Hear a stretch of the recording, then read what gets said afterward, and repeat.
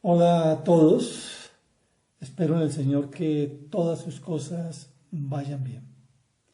Es para mí una gran alegría el tener nuevamente la oportunidad de compartir la palabra del Señor a través de este medio y es mi esperanza en Él que hable a sus corazones y a sus mentes como Él ha hecho conmigo al preparar este tema.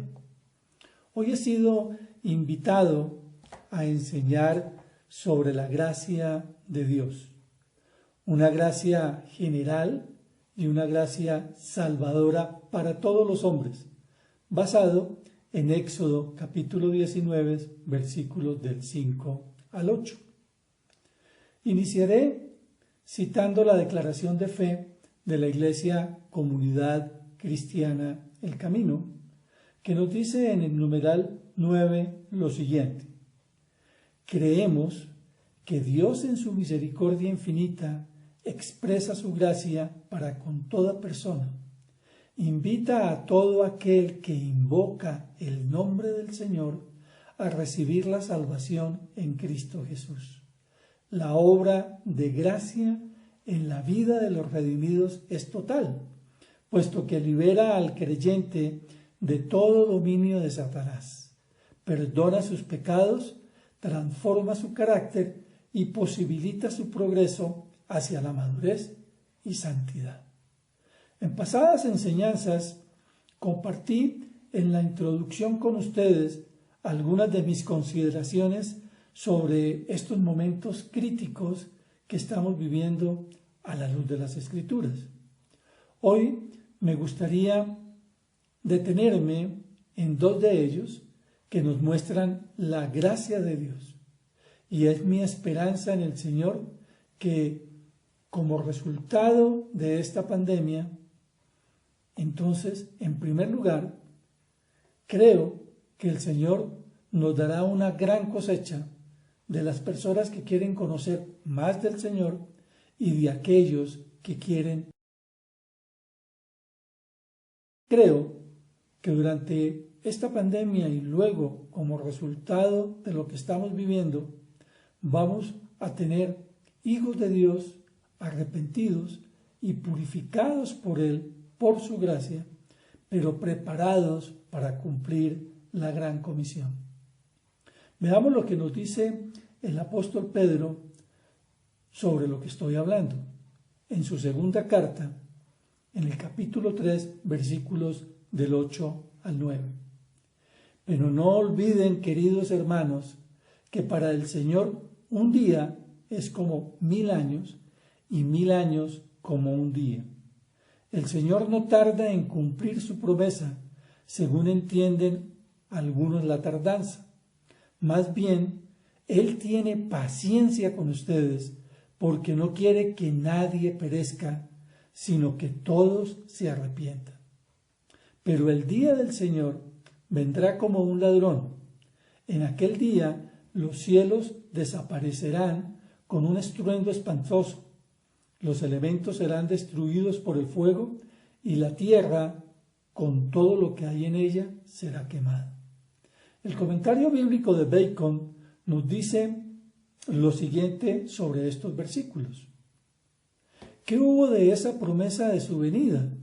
Es la pregunta que hace el incrédulo. ¿Cuándo viene el Señor?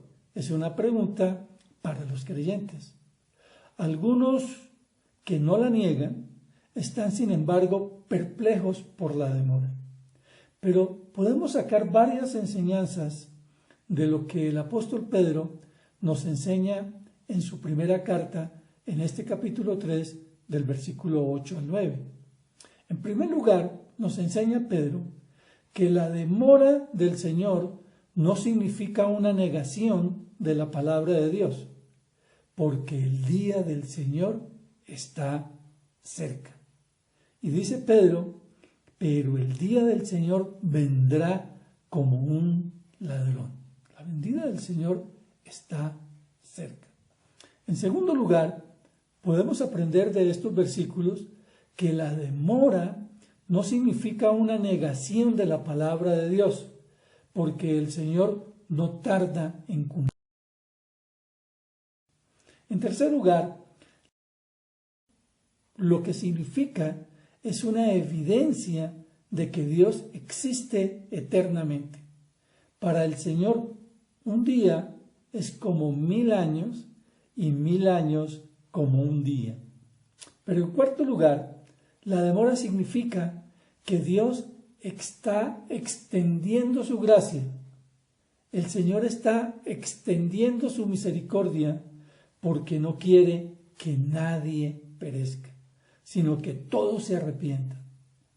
Y el apóstol Pablo complementa este mensaje del apóstol Pedro diciendo en 1 de Tesalonicenses capítulo 5 versículos 8 y 11: nosotros que somos del día, por el contrario, estemos siempre en nuestro sano juicio, protegidos por la coraza de la fe y del amor, y por el casco de la esperanza de la salvación.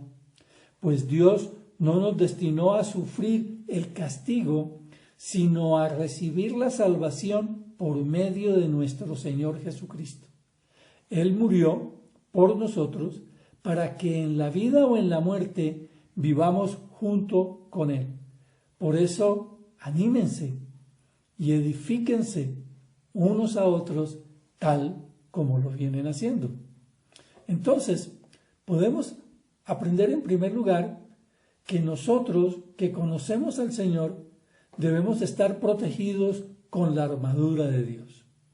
Nuevamente, Pablo, aquí en esta carta a los tesalonicenses, nos recuerda lo que nos enseña en la carta a los Efesios en el capítulo 6, versículos 10 al 17.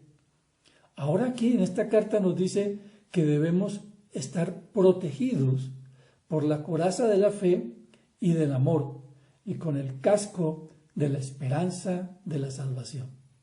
El creyente entonces vive por la fe y por una confianza y dependencia en Cristo. En segundo lugar, debemos apropiarnos de la promesa que nosotros, sus hijos, estaremos excluidos de la ira de Dios. Pablo lo presenta diciendo, pues Dios no nos destinó a sufrir el castigo, a sufrir la ira de Dios, sino a recibir la salvación por medio de nuestro Señor Jesucristo. Él murió por nosotros, en la vida o en la muerte, vivamos junto con Él. Pero en tercer lugar, nos enseña el apóstol Pablo que debemos prepararnos para enseñar lo que el Señor nos ha enseñado, para animarnos y crecer en Él. Por eso Pablo nos dice, anímense y edifíquense unos a otros tal como lo vienen haciendo. La enseñanza del día de hoy la he titulado La gracia del Señor nos transforma. Como lo dije anteriormente, está apoyada en Éxodo capítulo 19 del 1 al 8. Antes de leer este pasaje, quisiera compartir con ustedes enseñanzas que encontré en la web sobre este tema, una titulada La gracia transformadora de Dios, que fue publicada el 25 de julio del 2011. Desconozco el autor, pero hay otra enseñanza sobre este tema que se llama El poder de la gracia de Dios. Esta enseñanza es del portal Su Biblia. Nos dicen estos dos autores que la gracia de Dios que salva y transforma hoy es la misma gracia que convirtió a Saulo el pecador en Pablo el santo. La salvación no tiene nada que ver con el mucho dinero que demos, ni con los excelentes ciudadanos que seamos, ni con lo bien que tratemos a nuestra familia, sino que es por gracia. Es por gracia y solo gracia que somos salvos. Esto es lo que nos enseña Pablo en Efesios capítulo 2, versículos 8 y 9. Los cambios que nosotros los hijos de Dios experimentamos en la vida son influenciados por muchas cosas, tales como la herencia, nuestro ambiente, las decisiones que hacemos y los diversos tipos de educación. Pero la influencia más poderosa en la vida de un creyente es la gracia transformadora de Dios, que es su bondad para con nosotros, su amor para con nosotros, sin tener en cuenta nuestro pecado, nuestra indignidad y a pesar de todo lo que merecemos. La voluntad suprema de Dios, nuestro Padre, es que cada creyente sea conformado a la semejanza de su Hijo Jesucristo. Es la responsable de nuestro nuevo nacimiento y es la que nos dirige, nos mueve y además es su gracia la que influencia en nosotros para que seamos cada vez más semejantes a Él. Así podemos decir con el apóstol Pablo: por la gracia de Dios soy lo que soy. Lo vemos en 1 Corintios capítulo 15, versículo 10. Pero en Tito capítulo 2, versículos 11 y 2 al 12, Pablo dice: en verdad, Dios ha manifestado a toda la humanidad su gracia, la cual trae salvación, y nos enseña a rechazar la impiedad y las pasiones mundanas. Así podremos vivir en este mundo con justicia, piedad y dominio propio, mientras aguardamos la bendita esperanza, es decir, la gloriosa venida de nuestro gran Dios y Salvador Jesucristo. La gracia de Dios nos transforma. El comentario bíblico de Bacon dice: la gracia de Dios significa para San Pablo el favor de Dios gratuito e inmerecido que está disponible y a disposición de todos los seres humanos a través del oficio redentor de Jesucristo y el fiel ministerio del Espíritu Santo. La gracia de Dios no solo nos trae la salvación y el perdón de nuestros pecados, sino que nos transforma y nos ayuda en nuestro diario vivir. Nos enseña la vida de piedad que el Señor quiere que. La gracia de Dios es la que nos da la valentía para rechazar las cosas que nos alejan de Él y de su voluntad para nuestras vidas. Veamos ahora esta gracia en acción en el pasaje de Éxodo 19, desde los versículos 1 al 8, que algunos autores han llamado el pacto con Moisés. Pero recordemos el mensaje central para que lo descubramos a medida que analicemos este pasaje. Recordemos, la gracia del Señor nos transforma. Dice así la palabra de Dios: los israelitas llegaron al desierto de Sinaí a los 3 meses de haber salido de Egipto. Después de partir de Refidim, se internaron en el desierto de Sinaí y allí en el desierto acamparon frente al monte, al cual subió Moisés para encontrarse con Dios. Y desde allí lo llamó el Señor y le dijo: anúnciale esto al pueblo de Jacob, declárale esto al pueblo de Israel. Ustedes son testigos de lo que hice con Egipto y de que los he traído sobre mí como sobre las alas de águila. Si ahora ustedes me son del todo obedientes y cumplen mi pacto, serán mi propiedad exclusiva entre todas las naciones. Aunque toda la tierra me pertenece, ustedes son un reino de sacerdotes y una nación santa. Comunícales todo esto a los israelitas. Moisés volvió y convocó a los ancianos del pueblo para exponerles todas estas palabras que el Señor le había ordenado comunicarles, y todo el pueblo respondió a una sola voz: cumpliremos con todo lo que el Señor nos ha ordenado. Así que Moisés le llevó al Señor la respuesta del pueblo. Quisiera invitarlos ahora a que me acompañen a orar. Padre, quiero darte gracias por tu palabra y quiero pedirte que a través de ella, de tu Santo Espíritu, podamos entender que nada podemos agregar a tu gracia y que ella nos influencia para transformarnos al ser formado el carácter del Señor Jesucristo en nosotros. En el nombre del Señor Jesucristo y en el poder de su Santo Espíritu. Amén y amén. El comentario bíblico de Matthew Henry nos dice lo siguiente: este capítulo sirve de introducción a la solemne entrega de la ley en el monte de Sinaí, refiriéndose todos los preparativos ordenados por Dios para un hecho tan importante. Saquemos varias enseñanzas entonces, teniendo en cuenta la gracia de Dios, en este caso para el pueblo de Israel, aplicada al pueblo de Israel, pero que también Dios la aplica para nosotros, su iglesia. Entonces, la primera enseñanza que podemos sacar de esto es que hay una diferencia bíblica entre la iglesia y la nación de Israel. En su libro Entienda la profecía de los últimos tiempos, Paul Penworth dice: la iglesia comenzó el día de Pentecostés, Hechos 2, y está compuesta de creyentes judíos y gentiles, a quienes Dios ha dado esas promesas.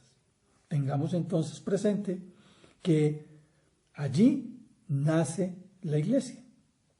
Pero este pasaje en Éxodo capítulo 19 nos dice: los israelitas llegaron al desierto de Sinaí a los 3 meses de haber salido de Egipto.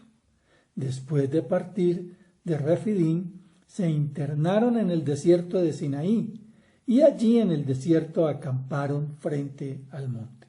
Entonces la nación de Israel ha recibido muchas promesas de Dios en los pactos incondicionales y eternos del Antiguo Testamento, como el pacto de Abraham. Y básicamente es parte del cumplimiento del pacto incondicional con Abraham.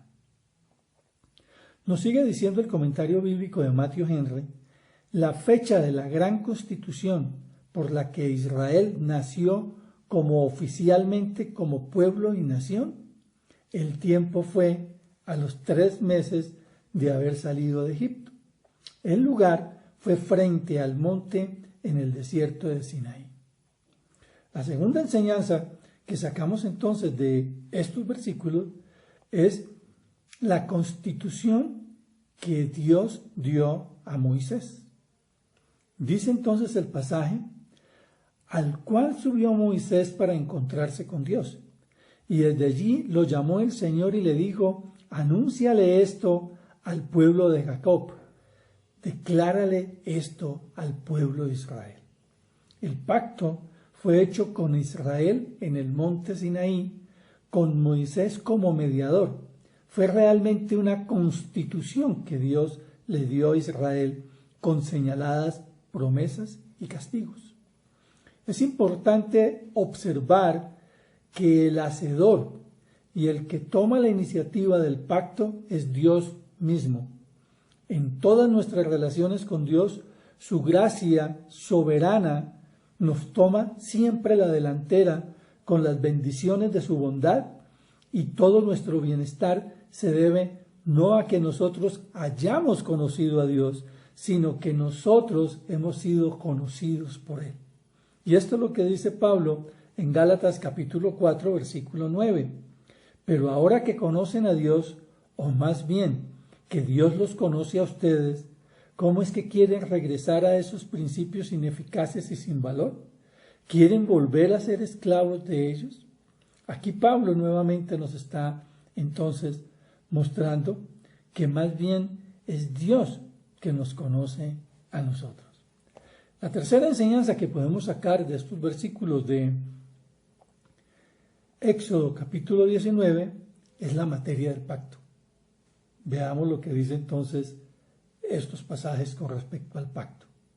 Anúnciale esto al pueblo de Jacob, declárale esto al pueblo de Israel. Ustedes son testigos de lo que hice en Egipto y de que los he traído como sobre alas de águila.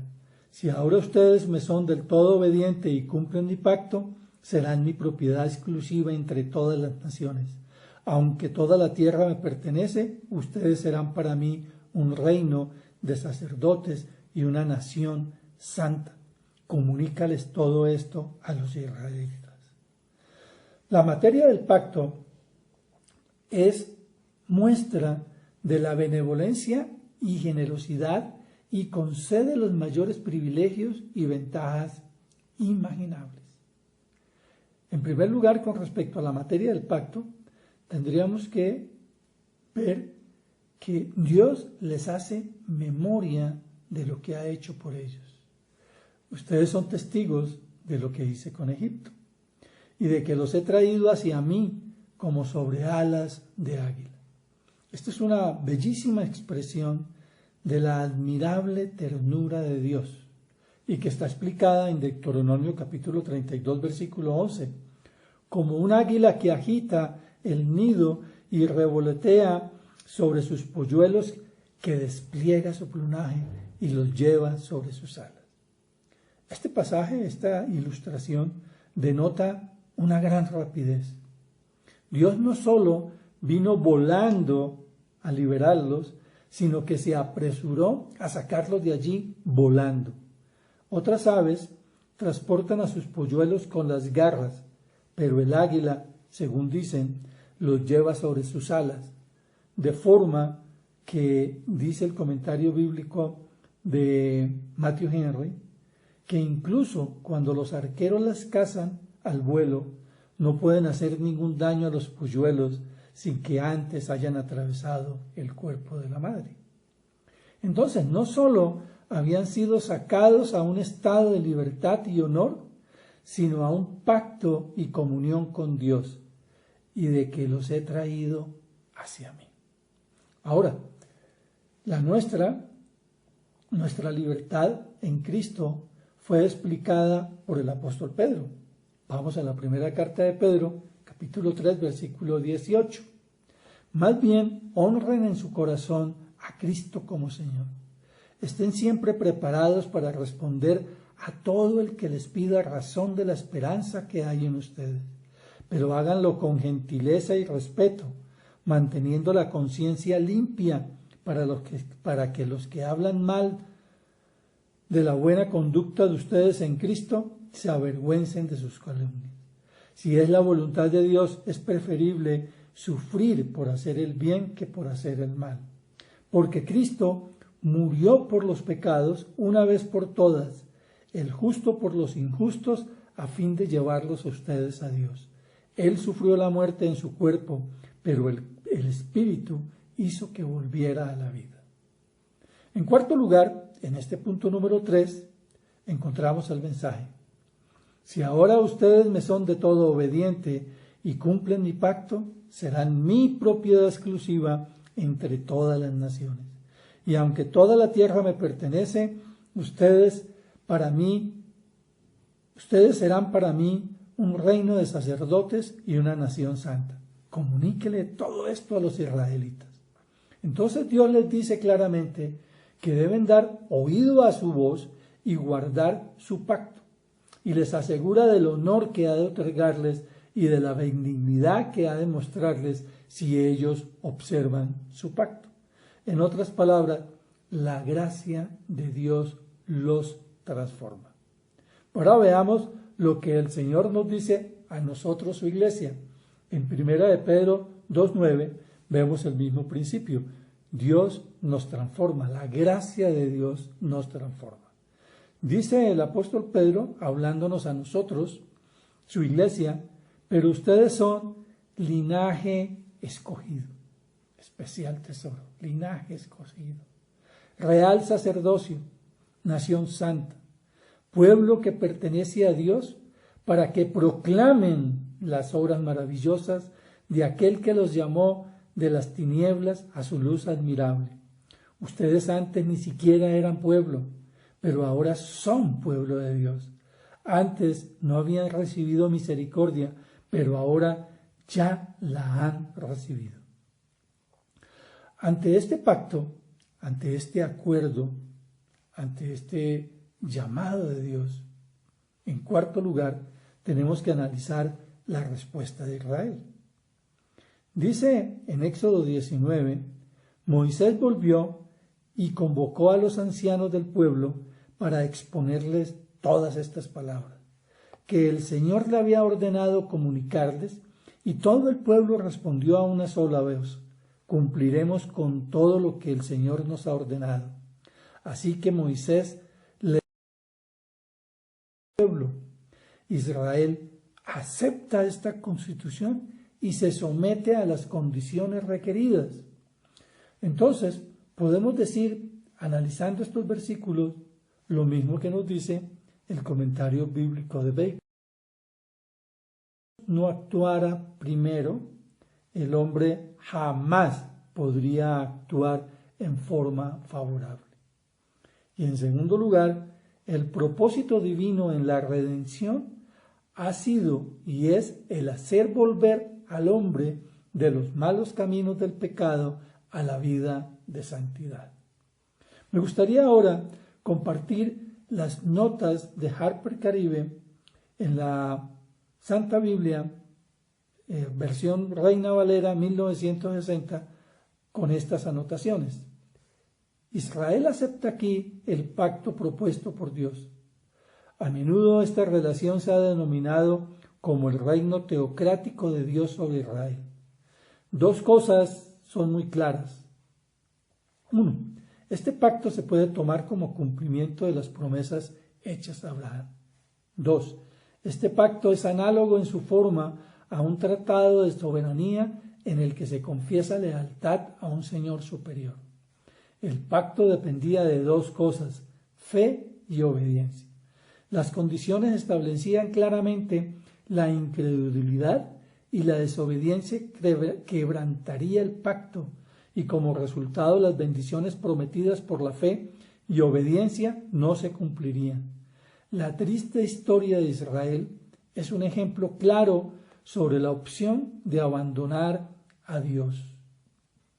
La desobediencia de Israel atrajo para sí juicio, dispersión entre las naciones y el retiro de la bendición divina.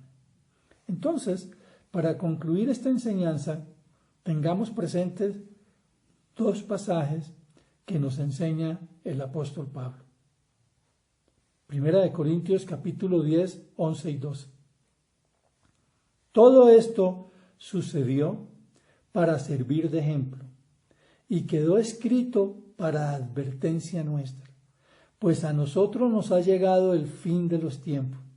Por lo tanto, si alguien piensa que está firme, tenga cuidado de no caer.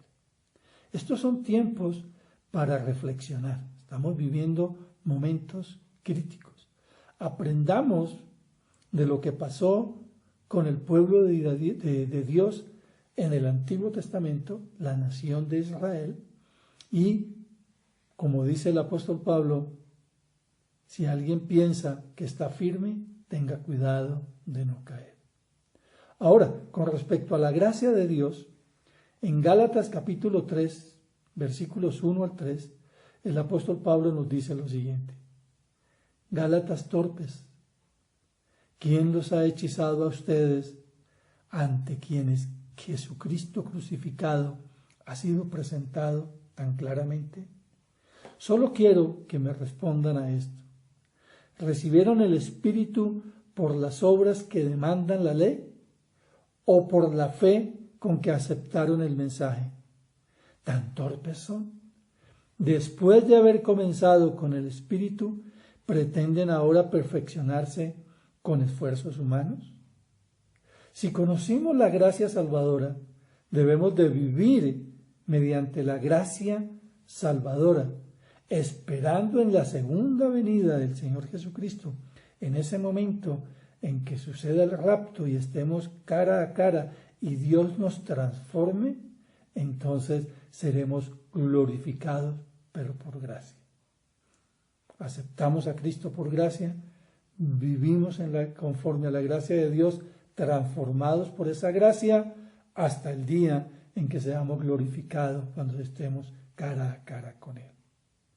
Después de haber comenzado con el Espíritu, ¿pretenden ahora perfeccionarse con esfuerzos humanos? ¿O vamos a apoyarnos en esa gracia salvadora y esa gracia general que Dios nos da y nos ofrece porque nos ama por su bondad, para que cada uno de nosotros sea transformado por la gracia de Dios? No olvidemos entonces que la gracia de Dios nos transforma. Dios los bendiga y hasta una próxima enseñanza.